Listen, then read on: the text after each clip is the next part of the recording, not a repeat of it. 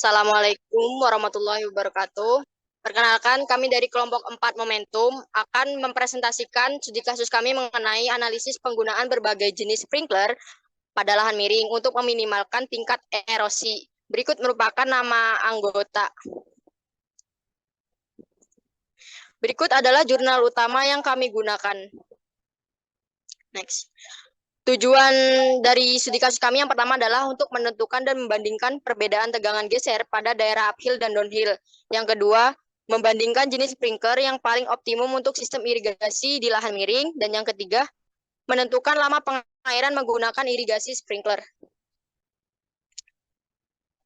Latar belakang yang pertama adalah terkait dengan populasi dunia. Pada tahun 2024, populasi dunia itu berkisar sekitar berada di antara 7,6 miliar dan akan terjadi peningkatan pada tahun 2030 yaitu menjadi 8,6 miliar. Tren peningkatan ini tetap akan terjadi meskipun kita mengasumsikan bahwa tingkat fertilitasnya itu menurun. Nah, oleh karena tingkat populasi manusia yang tinggi ini, dilakukan budidaya pada lahan miring karena lahan untuk pertanian semakin terbatas. Nah, karena dilakukan pada lahan miring, terdapat beberapa risiko. Ya, salah satunya yang terbesar di dunia adalah erosi. Nah, erosi itu adalah perpindahan tanah atau lapisan tanah dari suatu tempat ke tempat lain oleh media alami. Nah, erosi ini itu disebabkan adanya tegangan geser pada permukaan tanah.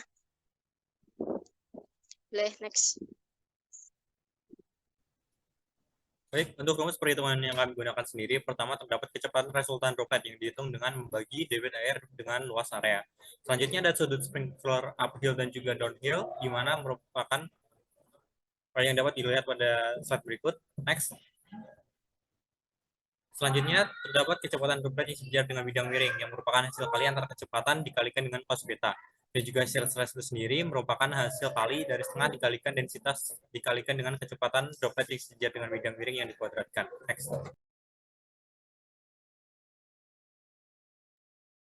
Untuk rumus perhitungan yang selanjutnya yaitu untuk menentukan jarak maksimum jangkauan sprinkler dari arah uphill dan arah downhill. Dan rumus sebagai berikut. Untuk desain sprinkler yang kami gunakan, terdapat 5 sprinkler, yaitu span 1 FSPS 2,5, span 2 FSPS 2,5, span 3 FSPS 1, span 4 RFSPS 2,5, dan span 5 RSPS 1. Dengan FSPS merupakan fixed plate sprinkler dan RSPS merupakan rotating spray plate sprinkler.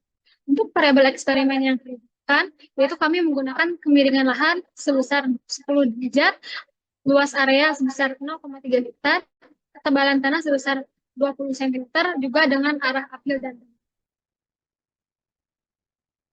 selanjutnya, perbedaan irigasi sprinkler dengan irigasi permukaan. Pemilihan sistem pengairan lahan harus disesuaikan dengan kondisi lahan serta jenis tanaman yang ditanam.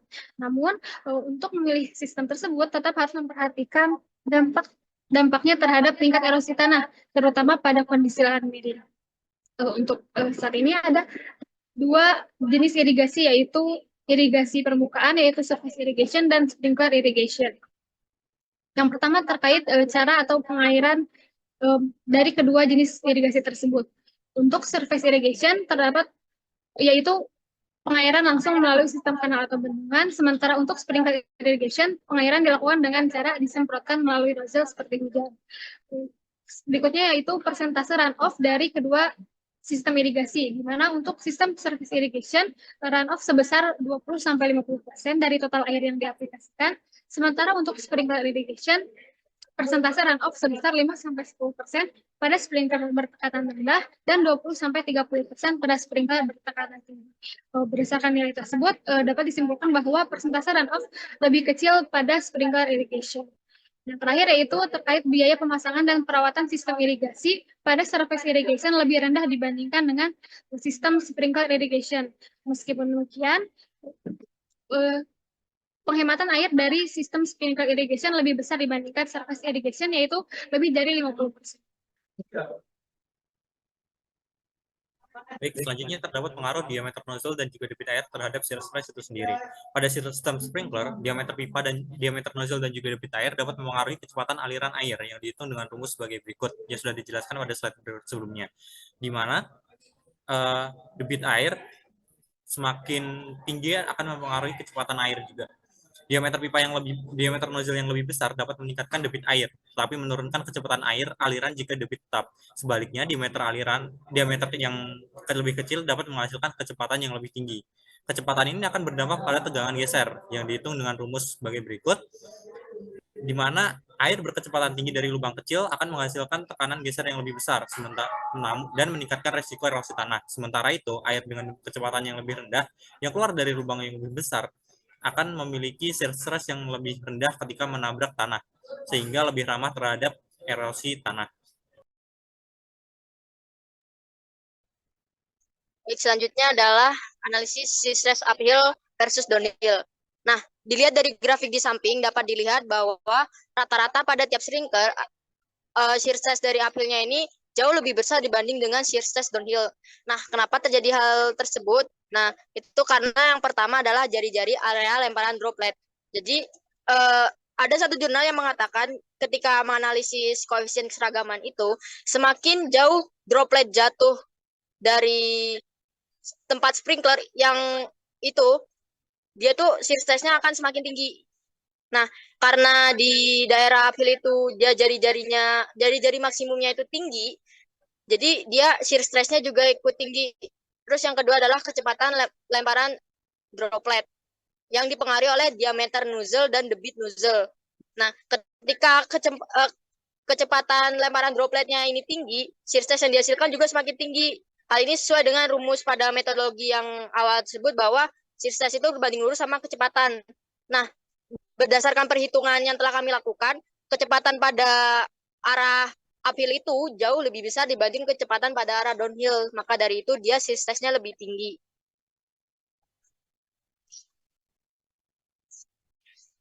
Oke, selanjutnya adalah merupakan perhitungan shear stress pada sprinkler span 4 RSPS 2,5, di mana berdasarkan tabel yang telah disampaikan sebelumnya, sprinkler span 4 SPS 2,5 merupakan sprinkler dengan shear stress yang kecil, sehingga sprinkler itu kami pilih untuk kami gunakan dengan besar shear stress sebesar 72.366,125 Newton per meter persegi.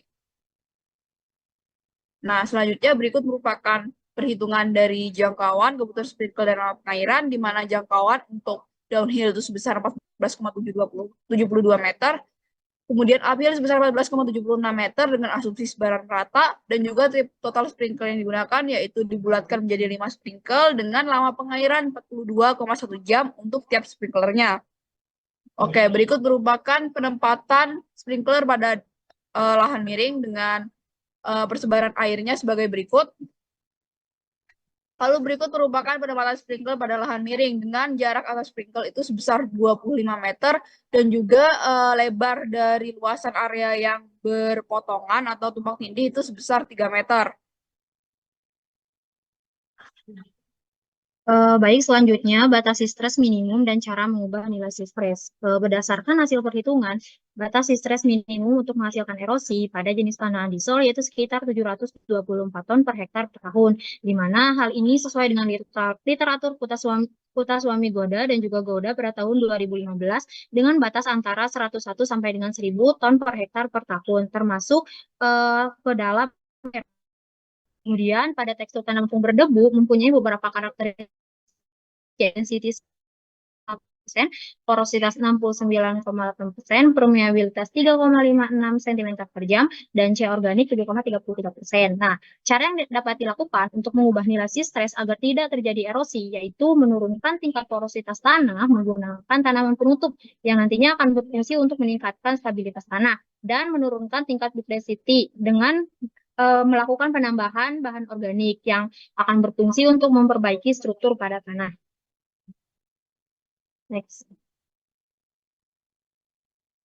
Nah, ini merupakan kesimpulan dari hasil studi kasus kami. Yang pertama, ini merupakan nilai stres pada awal downhill dan juga uphill secara berturut-turut. Yang kedua, nilai stres paling kecil dan paling optimum untuk sistem irigasi pada lahan miring, yaitu pada sprinkler jenis span keempat. Dan yang ketiga, lama pengairan lahan seluas 0,3 hektar adalah 42,1 jam per sprinkler. Lanjut. Ini merupakan daftar pustaka yang kami gunakan. Lanjut.